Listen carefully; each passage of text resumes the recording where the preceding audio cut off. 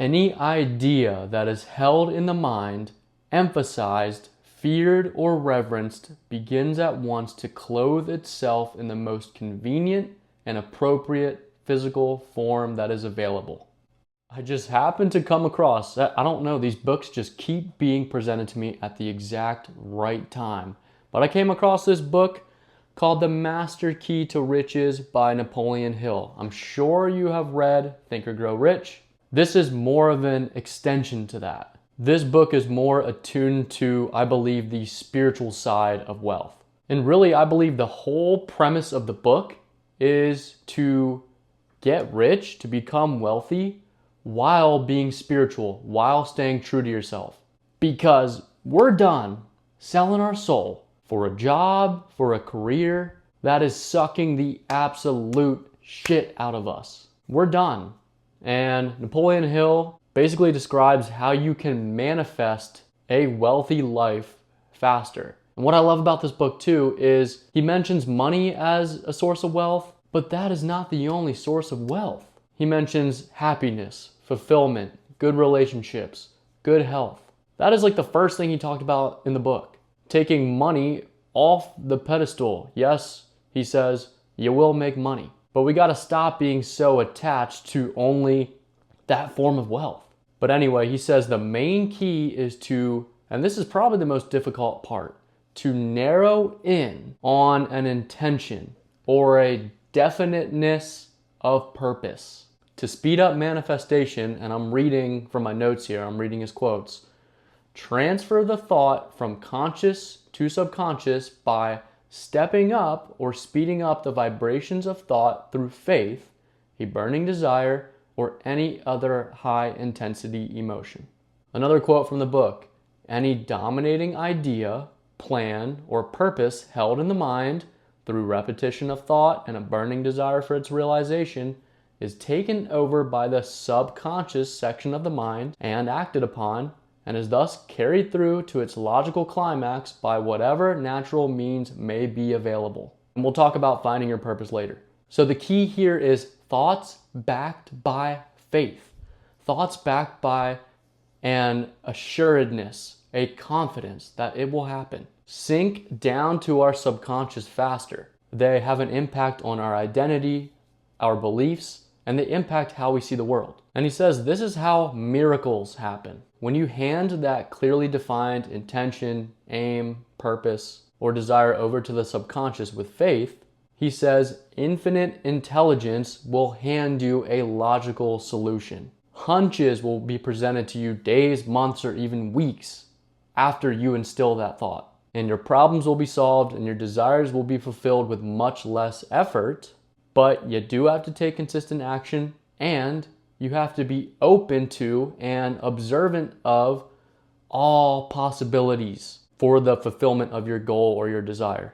And finally, I think he says this like 50 times in the book. The willingness to go the extra mile generates good luck. He says, you who do not work for wages, but who wish to get more of the better things of life, let us have a word with you. Why do you not become wise and start getting what you wish the easy and sure way? Yes, there is an easy and sure way to promote oneself into whatever he wants from life, and its secret becomes known to every person who makes it his business to go the extra mile. The secret can be uncovered in no other manner, for it is wrapped up in that extra mile. And I love this part. He says, the pot of gold at the end of the rainbow is not a mere fairy tale. I think that's why he has the rainbow on the front cover. The end of that extra mile is the spot where the rainbow ends, and that is where the pot of gold is hidden. But few people ever catch up with the end of the rainbow. When one gets to where he thought the rainbow ended, he finds it is still far in the distance. The trouble with most of us is that we do not know how to follow rainbows. Those who know the secret know that the end of the rainbow can be reached only by going the extra mile. So it's that moment when you just want to give up. You're like, why am I doing this anymore? Why is it taking so long? Going the extra mile from there will put you over the edge and really get you to where you want to be. That's kind of where I am right now in life, to be honest.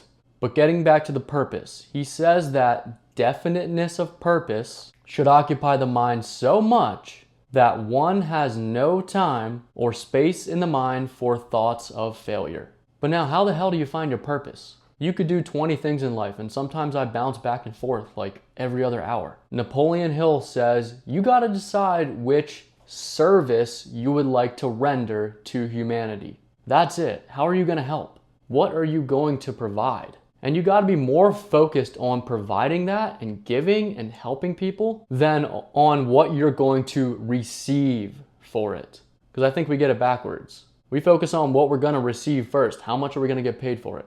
Obviously, the service you provide, it has to be true for you. To be truly effortless, to feel not like a job, but to be something that's energizing, it has to be true to you. It has to be something you really care about, and that's how you get wealthy in a spiritual way where you're not selling your soul for a damn job that's just sucking the life out of you. And if you're down bad, if life has been just knocking you around, you feel like things aren't going your way, you're in a period of struggle, Napoleon Hill also touches on alchemy. I'm telling you, this book is filled with, I love the balance of it. I love the practicality of it, and I love the spiritual undertones of it. He talks about alchemy and transmuting your failures into success. And this is another quote. The individual who has been defeated and who recognizes himself as a failure may, by reversing the sails of his mind, convert the winds of adversity into a power of equal volume which will carry him onward to success. I'm gonna let that one sit and just let you think about what that means to you. And I mean, this book was written in like 1940. Dude was way ahead of his time. And we're just now starting to realize that it's not worth it. The money's not worth it. The money will come, and all the other symbols of wealth, if we just give, and we give something that we're passionate about. We all got gifts, I promise you. We all have something unique, our own unique spin that we can put on something and give it to the world. So hopefully that helped. Let me know if you read this book. Peace.